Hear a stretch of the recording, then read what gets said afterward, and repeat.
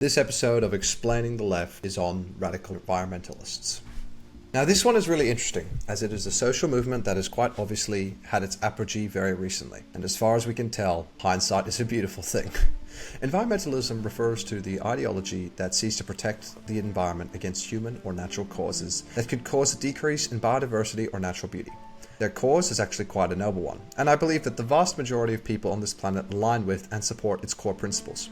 Environmentalism runs into two problems. Firstly, environmentalism conflicts with human and corporate need for growth, and it's why these principles, which many people believe in, albeit not so strongly, hence why if money is on the table, most people are willing to sacrifice the environment, have not been able to take much of a hold in the past. Secondly, environmentalism's actual resulting policies are ones that the vast majority of people would hate, as it would almost certainly mean a decrease in not just the standard of living, but numerous other things as well, and I'll get into this next. What makes environmentalism radical is the belief in certain ideas that make an otherwise noble quest of saving the environment into a far less supported affair. Now, these ideas can include degrowth, which is the steady destruction of humanity to allow for nature to recover. And I'm not going too much into details about these, and I'm probably going to get a lot wrong. I suggest you examine them for yourself. By decreasing human fertility rates and population, extreme regulation and consumer awareness to the point of zealotry. With these sets of policy, you see why its position on the political spectrum is not so clear, and why we split them up. It's rare for us to find an ideology that's not promoting humans to lead a better life, but is actually saying that if they could decide, they would live a worse one. However, there is still merit in attempting to map its position, because its modern predominant position is already abundantly clear. Firstly, radical environmentalism on the left places not only a huge emphasis on the everyday person, but on the government to enact and enforce these policies of environmentalism. Now, leftist radical environmentalism would never work in a truly free society, but I'll get on to that later. Secondly, environmentalism can be placed onto both the left and the right, as I'll get into my video about explaining the right. But in the modern day, it is the radical environmentalists on the left that are by far the larger group. This can be seen everywhere, from the separate Greens parties across the West and numerous environmental demonstrations that were taken up by youth and old alike. But what makes them leftist, you may ask? It is a fair question. After all, using my previous descriptors of leftist principles, it would almost seem like it wouldn't match. But I've come up with a few reasons why they're on the left. Firstly, there is a clear connection and correlation between the Greens party and being the most mainstream left-wing party in politics.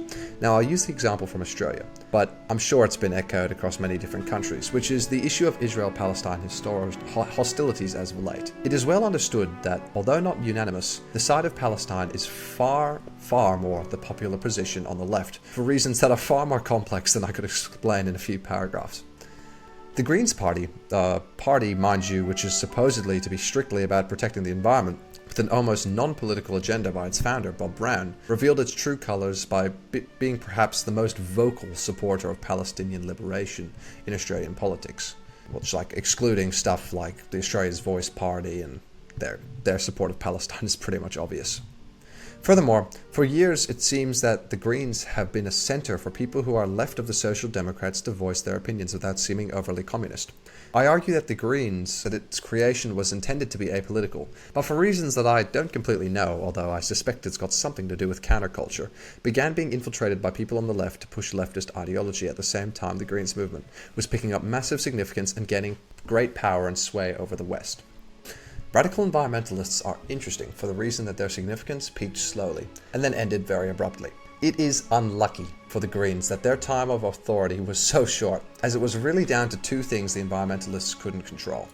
That being the 2000 US presidential election and the COVID-19 pandemic. Firstly, the US presidential election was about the closest in history between the notable environmentalists Al Gore and George W. Bush, which was, spoilers, a very close loss by Al Gore, by just a few hundred votes in the state of Florida.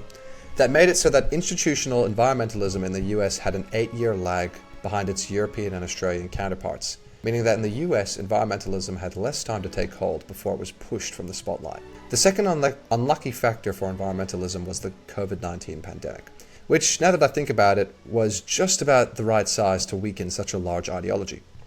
COVID presented an immediate problem that seemed far larger than the impending climate threat. Interestingly, for better or for worse for the environmentalists, depending on how you look at it, During the start of the pandemic, there was plenty of news about how the Earth was, quote, healing due to reduced human activity. I personally remember hearing a story about dolphins returning to Italy. I believe, and although naturally this is speculation, that the environmental movement would still be a lot stronger if the natural situation deteriorated to the extent that it still dominated the news over COVID. I believe that COVID made it so that a huge following of the environmentalist movement simply forgot over that 3-year period. Keep in mind, what I'm saying is not that environmentalist movement is dead, far from it. It is still alive with marches and protests, and notably Just Stop Oil in the headlines. Furthermore, a significant amount of the institutions of the West still support radical environmentalism, although this is quickly diminishing. Environmentalism gained its popularity steadily throughout the 1990s to the 2010s, and it reached its apogee in the latter half of 2019. Since then, the rate of almost exponential climate awareness growth seen from 2015 to 2019 has flattened out completely. I see this as due to two main reasons other than COVID.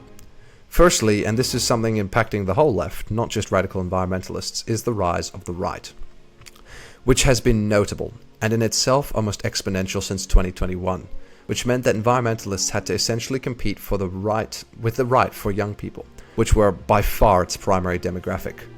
The significant loss of ground to the right with young voters has manifested itself in an interesting way.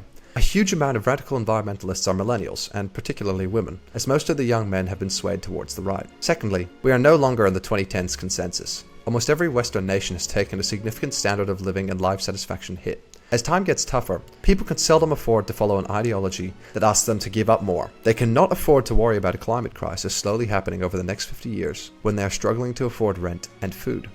In the simplest of words, they've got bigger fish to fry. What this presents for the future, I'm not sure. And I'd be lying if I said I knew what would happen. And who knows, maybe the climate will have a big resurgence again. But from what I see now, it's a steady decline. This decline will be firstly by popularity, something we have already seen happen and I spoke about earlier, but secondly institutionally, as corporations and governments realize that there is little money, value and support to be gained by supporting environmentalism as before, and the movement will fade away until its inevitable resurgence.